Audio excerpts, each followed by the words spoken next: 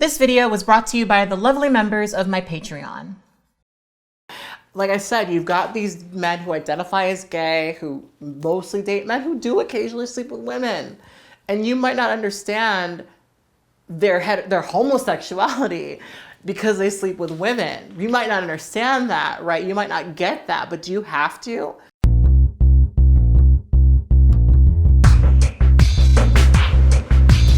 Hey guys, it's Kat and it's time for another episode of True Tea. I wanted to thank you guys so much for joining me here for yet another episode of True Tea. Thank you guys for coming every single week and contributing to this platform. It really means an awful lot to me. If you're brand new here, what we like to do on this channel is learn, share, and grow through education and conversation. And this is the conversation segment. This is where we come and we share our rawest, most real, true tea. We are honest, we are open, we are saying things that sometimes may or may not be right or wrong, but it's how we feel in the moment, and it's all just about sort of learning how to interact with each other and live with each other and understand each other. So if you are into that sort of thing, I would highly suggest that you subscribe to this YouTube channel because that's what we tend to do here. So yeah. Anyway, we're gonna be having a quick little conversation about labels, but before we do, I personally think it would be a great idea for you to go to your kitchen and grab yourself something to drink. Now, personally, if you can't already tell, I'm drinking some goon, some good old-fashioned goon vibes. I'm just honestly, like, I'm pre-partying, okay? I'm late, as you guys know. Usually when I film these videos, I'm like going somewhere else. I'm already late to this party. I'm pre-partying.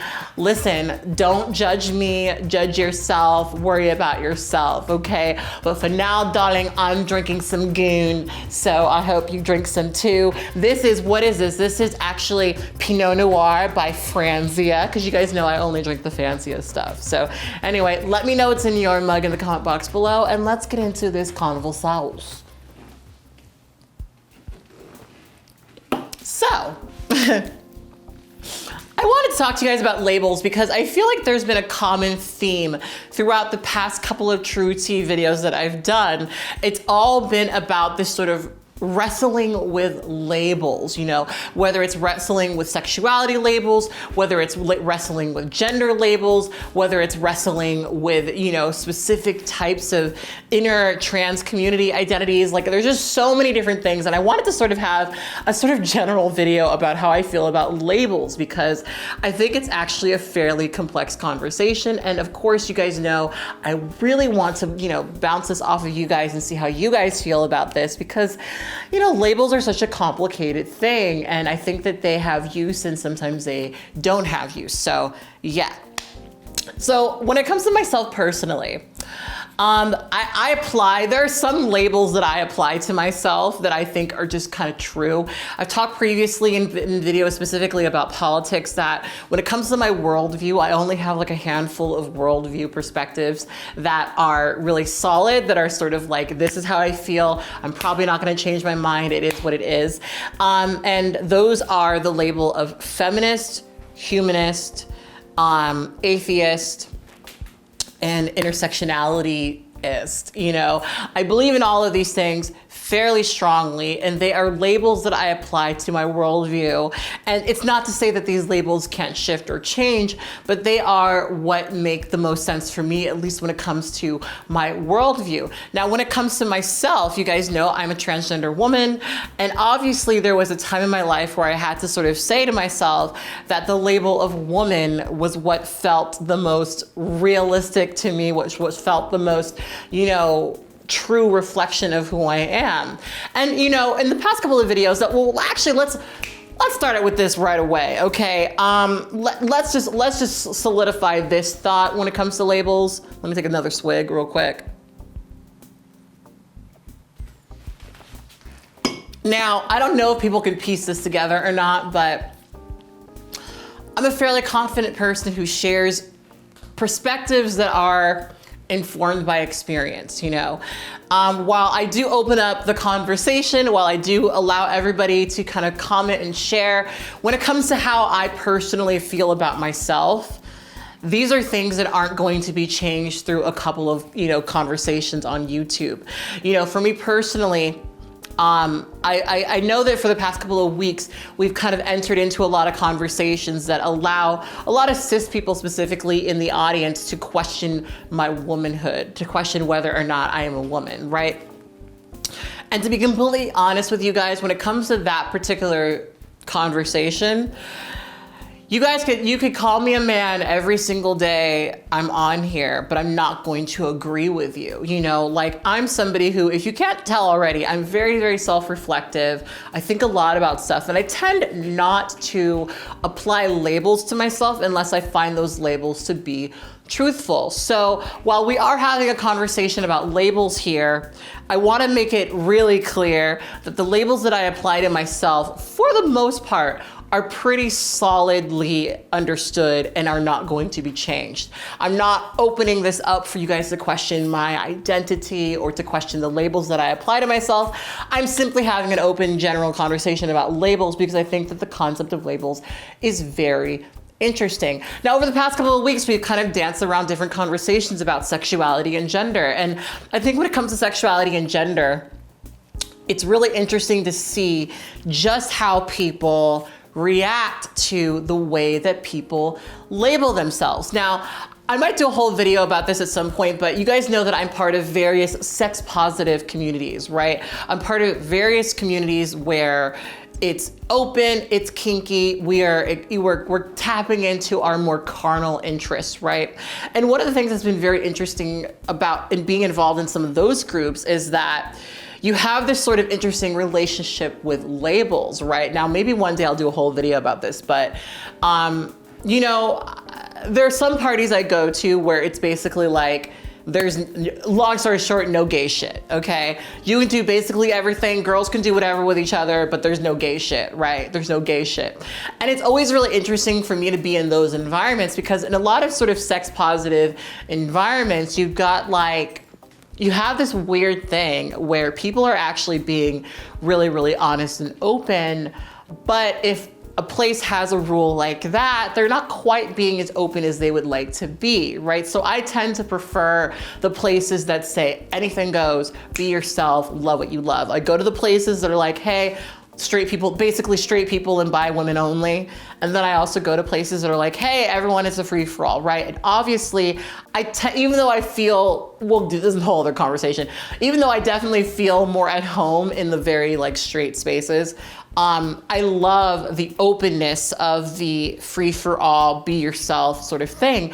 And what's been very, very, very, very, very interesting to me about being involved in those spaces is that in so many ways, a lot of these labels when it comes to sexuality do not matter at all whatsoever. And you just kind of see how people would be if they were allowed to be themselves without fear of being mislabeled. Now, in a couple of videos that I've had in the past, even though, look, let's start with this.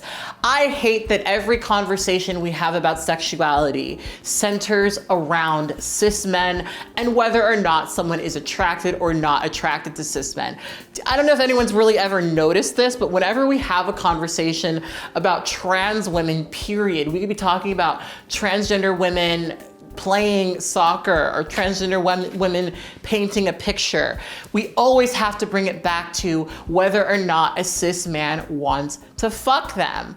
And that's always really annoying to me because it completely ignores queer trans women. It completely ignores lesbian trans women who date other trans people, like people who don't want anything to do with cis men. All of these conversations have to center around cis men and whether or not the person involved is engaged with that person. And it's very annoying to me. It's very annoying to me because, I mean, listen, I obviously, look, as of now, all of my partners are cis men, okay? Some of my best friends are cis men. I love them to bits, but it's really interesting to me how so many things, like we have so many conversations where the deciding factor between whether or not somebody is gay or straight or bi or whatever is whether or not they're being involved with a cis man or whether or not that person is being involved with a DMAT person, right? So for example, right, whenever we have a conversation about transgender women being involved with men, there are people who rush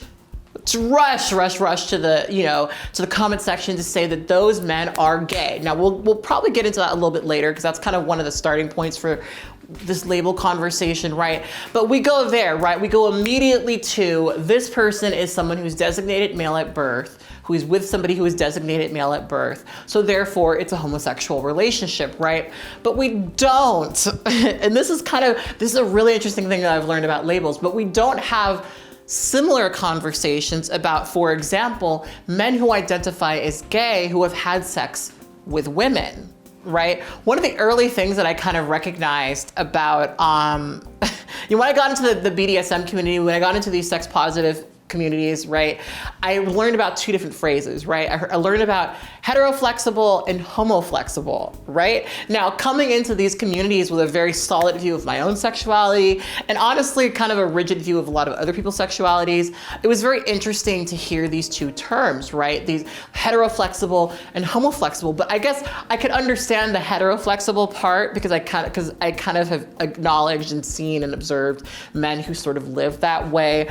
But the homoflexible thing was really interesting. Now, homoflexible is kind of what it means, kind of what it sounds like rather. It's men who identify as gay, who in very sort of narrow, very random, rare situations have sex with women.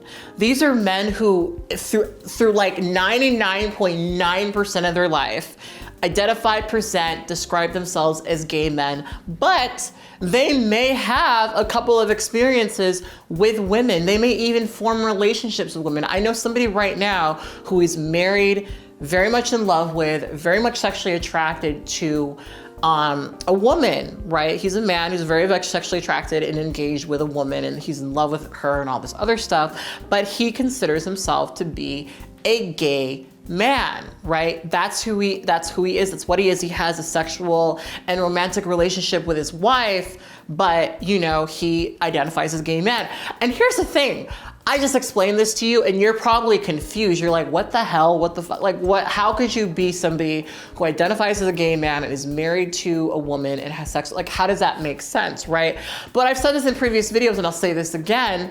I don't believe that when it comes to gender and sexuality that these are things that we need a consensus on, right? You don't have to understand somebody's gender or sexuality for the label that they apply to themselves to be accurate, right? I don't think that we can really even determine those things because sexuality and gender are so entirely personal. It's a personal feeling about how you feel attracted to certain genders and how you feel about your own gender. It is very, very personal. And we as people outside of that situation, we don't have access to that. We don't have access to that perspective. And so who are we to even say who this person is and who this person isn't? But back to my original point, we don't really say, right, that men who are like that in that situation, who identify as gay but occasionally have sex with women, we don't suddenly call those men straight, right? We don't suddenly call those men straight, but you bring up a straight man whose relationships are predominantly with cis women,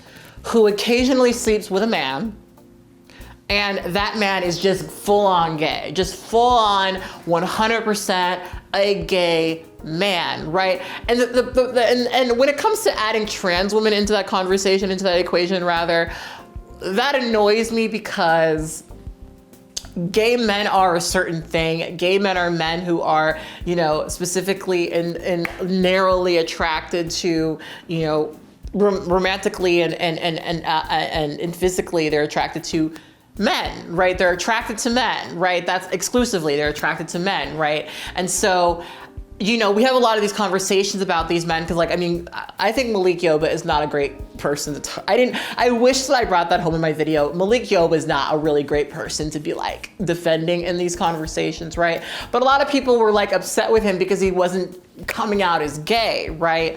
And what's frustrating for me when it comes to that is that you guys are there's people who are frustrated that Malik Yoba and various men who date transgender women don't just come out as gay. There's people who are frustrated with that.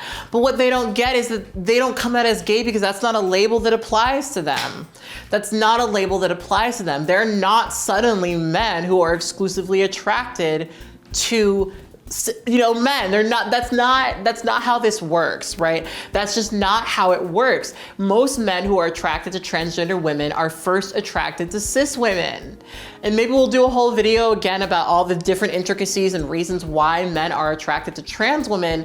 But it's so weird to listen to people argue that these men are just gay men, are only attracted to men because they're attracted to trans women, when it's kind of a requirement for these men to initially be attracted to a cis woman, right? And that's just usually how it goes. Usually you're not really gonna meet a man who is attracted exclusively to cis men and trans women. Usually that's not how that goes, especially because trans women are not nearly as common, right? You're gonna generally find a man who's attracted to cis women and trans women, and that's just kind of usually how it is, right? That's usually just kind of what it ends up being, right? And honestly, one of the things that I want to acknowledge is that, I've mentioned this in previous videos, but my preference for dating is I don't like to date straight men.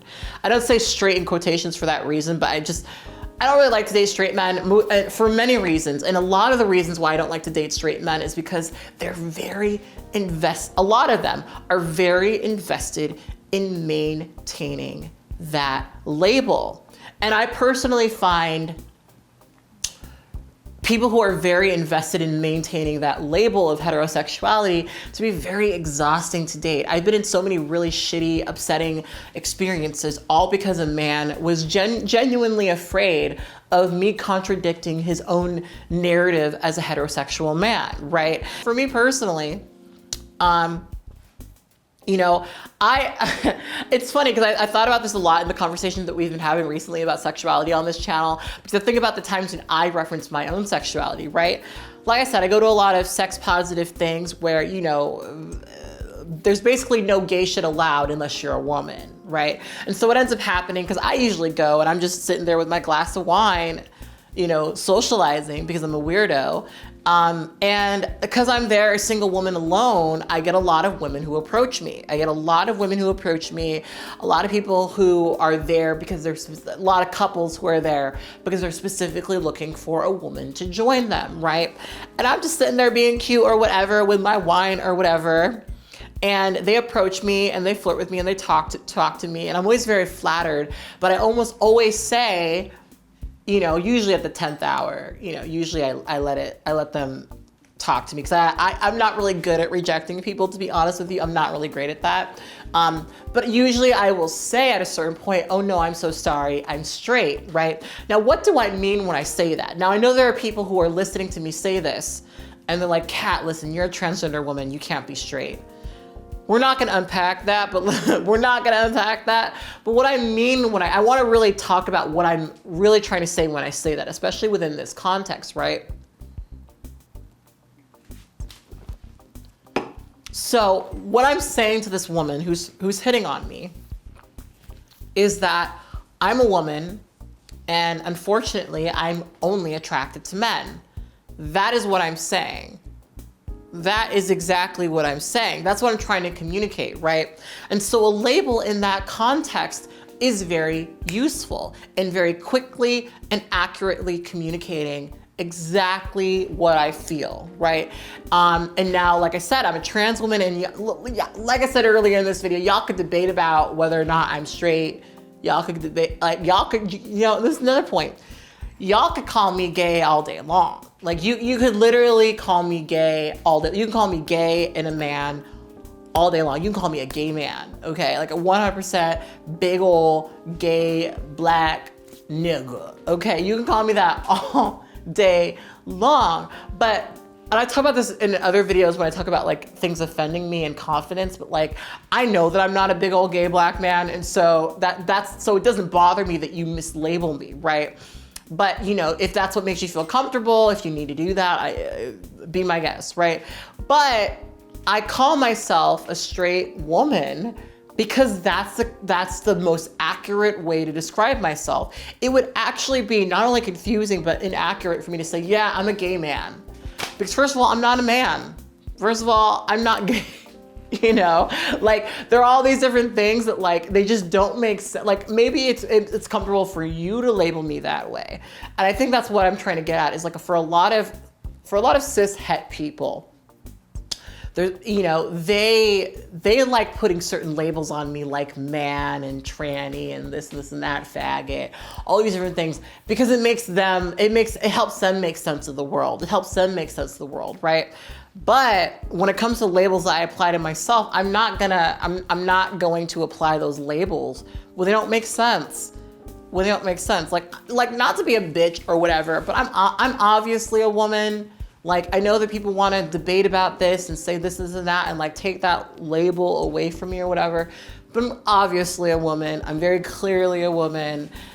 I haven't been seen as a man really ever in my life, if I'm being completely honest with you. I don't know what that feels like. So I said this in another video, but like when people call me a man, when they mislabel me, it's hard for me to even access that point in my brain that I guess is supposed to be offended, because it's just such an alien experience to me. I don't know what it's like to be a man. I don't know what it's like to be seen as a man. I don't have any experience with that. So it's hard for me to genuinely take something shitty like that to heart. It just is. I can't be offended by it because it's just not true. It's just not an accurate label, right? Which is why I can read through all of these comments when people are being offended and shit, because it's just like, I know it's not true, so it's not going to offend me, right? It's not going to offend me at all whatsoever, right?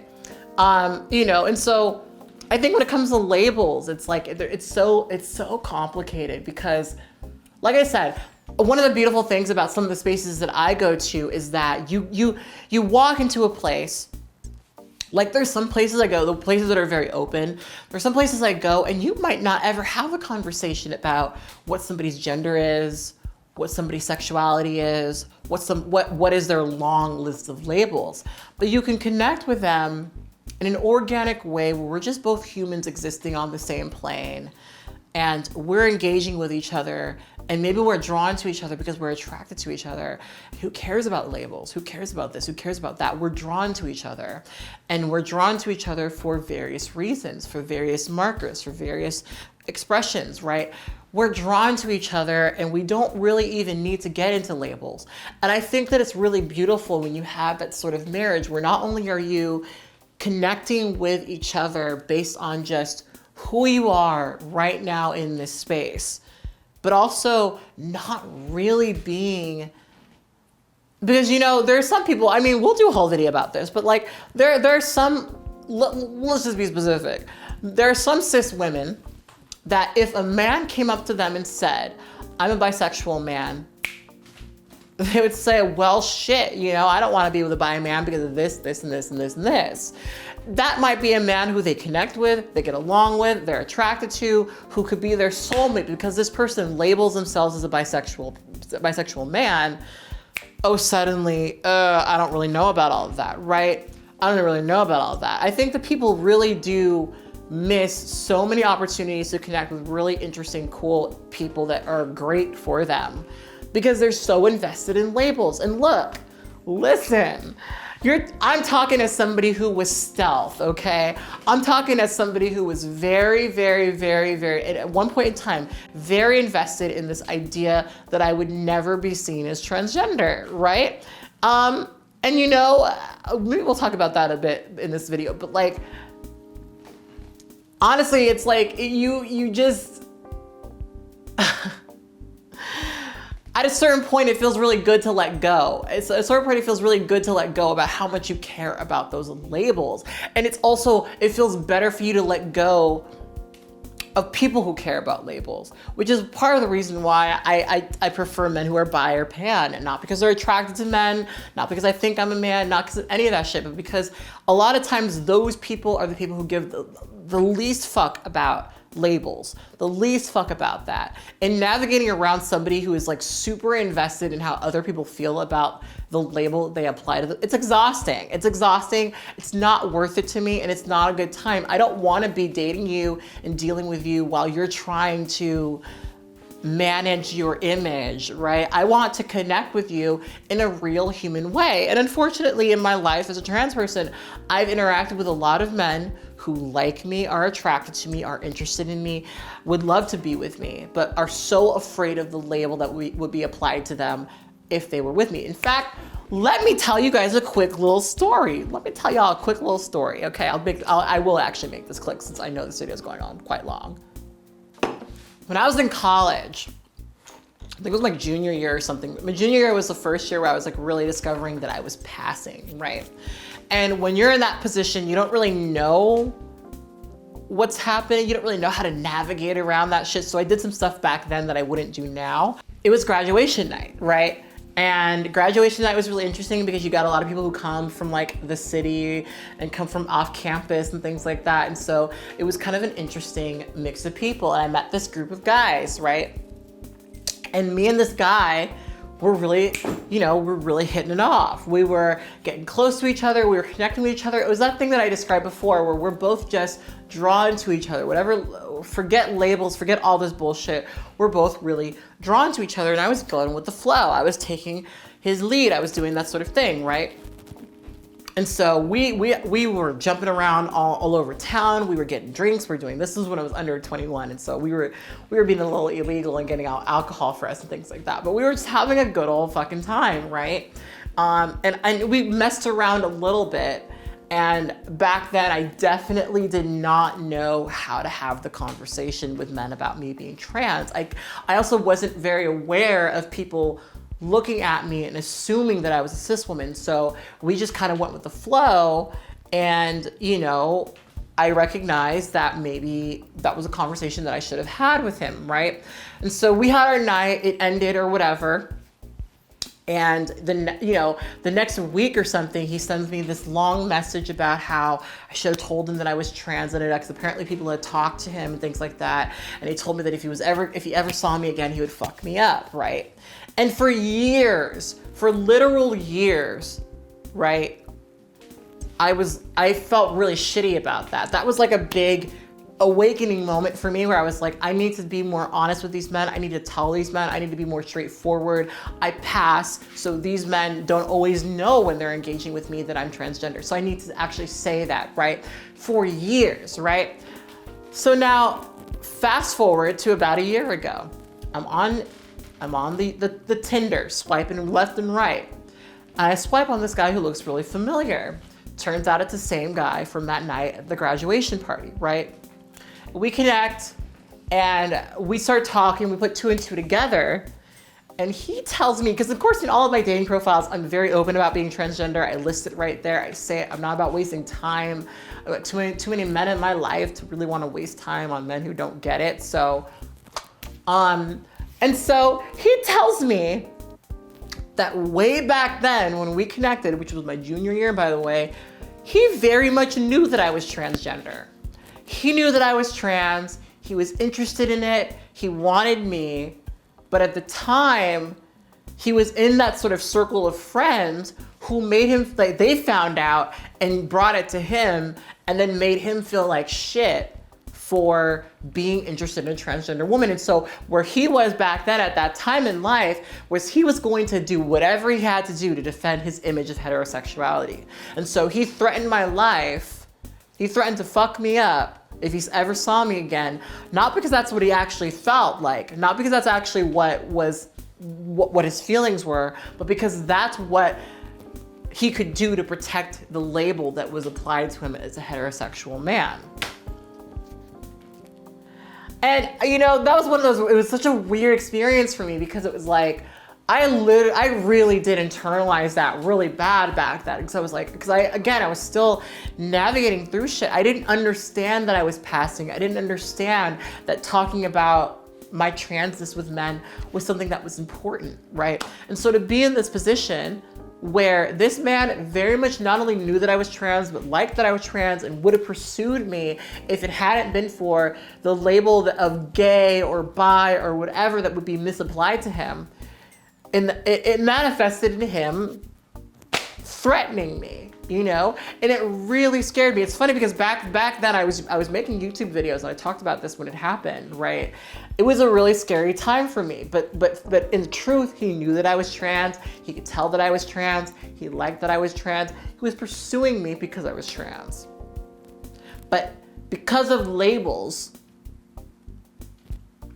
and because of the pressure for him to you know, be a certain way and to, you know, like I talked about, you know, we talk about sexuality, we have to reach some sort of weird consensus, which doesn't make sense, right? Because he was so invested in the consensus of what his sexuality was, he mistreated me, right? He threatened me.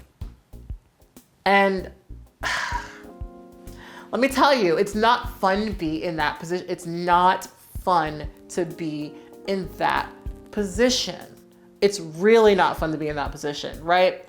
So, you know, labels have, to me, they're kind of a double-edged sword. I'm not really a person who believes that we should just be free of labels. Like, oh my gosh, like labels are for sandwiches or whatever. I think labels have a meaning and have a use and have a purpose, but I also believe that they can be very limiting. And I think that when we talk about, especially sexuality, you know, like, I kind of talked about this in my Blaque Yoba video, but like one of the things that I've had with my partner and I is that my partner's pansexual. We've been together for 2 years. We've been looking for a sexy, handsome guy to join us, right? And most of the men that and my partner is like peak attractive, you know, like he is like ideally attractive by normal standards. You know, he's a tall, thin, well-built white dude with a big penis, you know, like he is like ideal. And I didn't pick him for that, and definitely didn't pick him for that. But I mean, maybe there's some things, but you know, he's like a hot dude, right? And I'm always, whenever I meet new guys, I'm always like, you know, hey, you know, like, you know, like, I just mention it, right? I give them the opportunity. I say it's a safe space. If you want to suck a dick, you can. And they're not interested. They're not interested, you know? And so it's this weird thing to have all these conversations with people who are labeling these men gay, labeling these men bisexual. And here I am, a full-ass trans woman saying, listen, I would love to see you do something with my partner's penis. And I'm like encouraging it, affirming it, saying, hey, it will be fun. It's okay. It's a safe space to do this. And they're not interested. They're not interested because they're not attracted to men. They're not attracted to men. And why this is so frustrating, I mean, being in that position, I have not always been in this position. I used to not want to date men who were bisexual. That's another video. But being in the position that I'm in now and listening to people be really upset about how these men don't want to be gay or bisexual, it's very, very annoying to me because, like, listen, I've tried, okay? I tried to make these men bisexual, but they're not interested in men. They're interested in trans women and they're interested in cis women. And for the most part, that is an accurate description of the average man who dates and pursues transgender women. That is just what, and I know that that's not something people want to believe or buy into, but that's that, you know? So, you know, the label thing, it's like, especially as a trans person, you're always dealing with it, right? So, which is why I tend to prefer very free-spirited, I don't give a fuck, I don't care what you call me kind of people, because there's not enough time in the day for me to give a fuck about maintaining your label, okay? No. But I do think the labels are useful. Labels do quickly and accurately, you know, that's why they're there. Labels quickly and accurately communicate something very complicated, very simply, right? That's why they exist. You know, that's why, I don't think there's anything here with a label on it, but like that's why we put labels on things so you just know what it is, you know, that's exactly what it is. And so does a label on something, does that always describe every sort of usage, every sort of context that it can be in? No, it's a quick, shallow explanation. And I think when it comes to sexuality, sometimes you won't understand it, but that's not what it's about, you know? Like I said, you've got these men who identify as gay, who mostly date men, who do occasionally sleep with women. And you might not understand their homosexuality because they sleep with women. You might not understand that, right? You might not get that, but do you have to? Labels are personal. Do you have to get somebody else's label? I understand why it's very attractive for people to question people's labels, to challenge those labels, to have conversations about those labels. But to be honest with you guys, and maybe this is just me, maybe this is just where I'm at in life right now. I'm too busy with my own shit to really care about whether or not I have a consensus I've reached a consensus rather about somebody's label. It's not worth my time. So anyway, I would love to hear what you guys have to say about this. How do you feel about labels? Are labels important to you? How do you feel about living in a society that doesn't have labels? How would you feel about that? Because I will say that in the spaces that I've been where like labels don't really matter as much, it's so beautiful. To me, it's really, really beautiful, right? But I also know that for me, there are certain labels that are important to me. There are certain labels that I'm gonna claim because they make sense and they explain something very simply that's very complicated about me. You know, they simply explain something that's very complicated about me, right? So I like labels to some degree, but I think they can be very narrow and limiting. And I think that's especially true when it comes to sexuality. There are so many things about sexuality that we do not understand, we cannot process, we do not get. And I don't think we have to get it. I don't think we have to get it. I think that we get so wrapped up in whether or not we understand a thing that we don't just live and be ourselves. Who cares what the label is? You know? Anyway, we're getting a little too woo here, but I would love to hear how you feel about labels, so please give me your true tea in the comment box below. If you watched this entire video, which if you did, you are a trooper, okay? Let me just tell you. Put this emoticon, or emoji rather, in the comment box below. I would love to see it. Thank you guys so much for commenting the emoticon every single week. It does definitely help out my videos, so yeah. Anyway, if you do like the idea, if you're really into the idea of helping my channel, helping my videos, I would highly suggest, if you haven't watched these two videos that are on the screen right now, to click on one of these videos. Continuing to watch my content one after the other does definitely help. So yeah, if you're into that sort of thing, there are various other true teas that you can zip right on your screen. And also in the corner, if you just like helping me, you know, if you want to help me directly, more expediently, you can send me a tip. There are various ways that you can do that there. So anyway, I'm gonna drink the rest of this wine and go out on the town and, you know, do it. You know, anyway, I'm a little tipsy, so let me go. All right, I'll talk to you guys later. Bye.